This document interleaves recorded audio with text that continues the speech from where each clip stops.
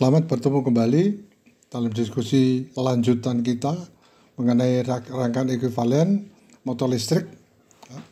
Ini adalah bagian yang kedua.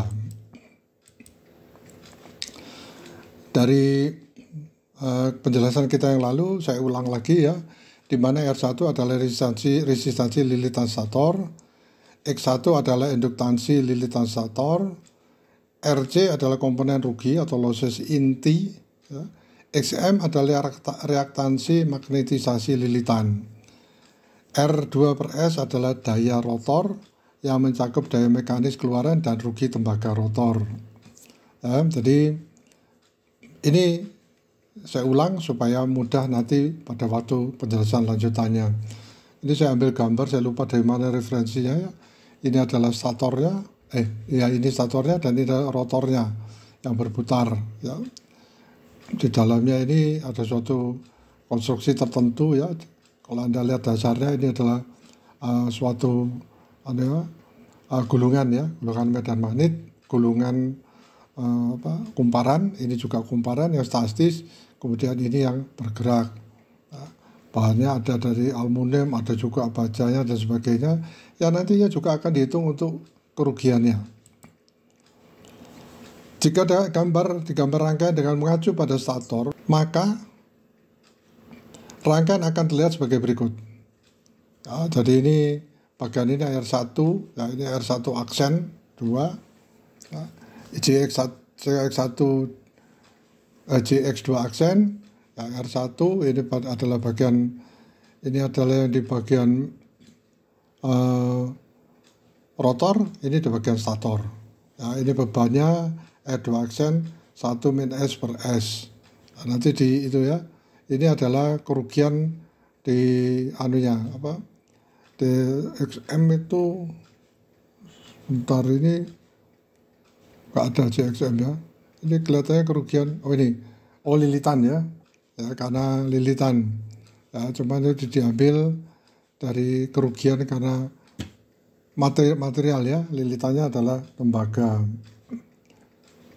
Kita lanjut. Semua parameter lainnya sama kecuali R2 aksen adalah resistansi lilitan rotor yang mengacu pada lilitan stator. X2 aksen adalah induktansi lilitan rotor yang mengacu pada lilitan stator. R2 dalam kurung 1 minus S dibagi S adalah resistansi yang menunjukkan daya yang diubah menjadi daya keluaran mekanis atau daya yang berguna.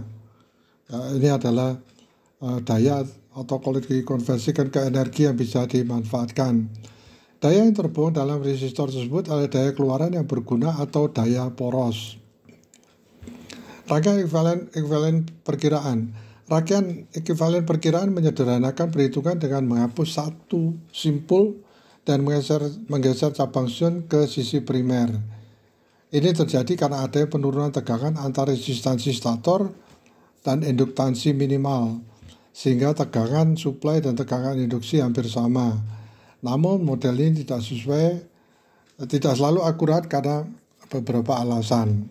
Ya, karena ini ekuivalensi untuk memudahkan aja ya, tetapi mungkin akurasinya agak rendah.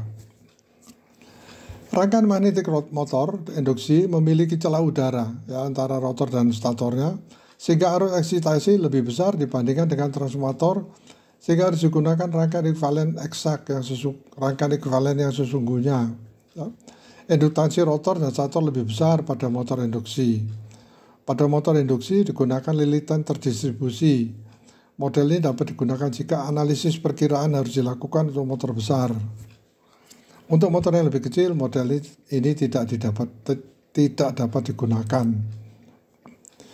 Hubungan daya rangkaian ekuivalen. Daya masukan ke stator sama dengan 3V1 I1 cosinus theta. Di mana V1 ada tegangan stator yang diberikan, I1 adalah arus yang ditarik oleh lilitan stator, cos theta adalah daya stator. Masukan rotor, ada masuk tekan daya dikurangi rugi tembaga dan besi stator. Ya, statornya ini maksudnya baja ya, atau ya besi, oke lah. Rugi tembaga rotor sama slip kali daya masukan ke rotor.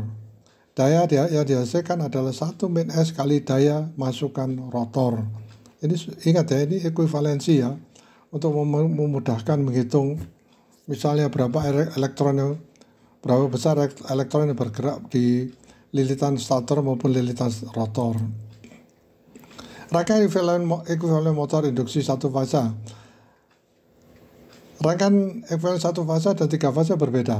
Rangkaian motor induksi satu fasa dijelaskan oleh teori medan putar ganda yang mengatakan bahwa medan magnet berdenyut stasioner dapat diurai menjadi 2 medan putar dengan besar yang sama tetapi arah yang berlawanan. Ya, kita lihat ya, direview kembali ya, dasar dari motor listrik. Medan magnet berdenyut stasioner dapat diurai menjadi 2 medan putar. Keduanya memiliki besaran yang sama tetapi arah yang berbeda. Jadi torsi bersih yang diinduksi adalah 0 saat diam. Putaran maju disebut putaran dengan slip S dan putaran mundur diberikan dengan slip 2 min S. Rangkaian ekuivalennya adalah sebagai berikut. Ya, karena besar sekali, agak kecil-kecil ya tulisannya. Ini rangkaian ekuivalennya. Ya, ini V1. Ini VB, saya sendiri tidak bisa lihat ini. R1, X1, jadi ini anu ya, tegangannya V ya, V1, ini VF ya, VF dan ini VB. Kemudian ini RS, ini RS2, ini RS2 min S. Ini X0 sama, R0 sama, ini juga X2, jadi ini ZF dan ZB. Ini dia penjelasannya.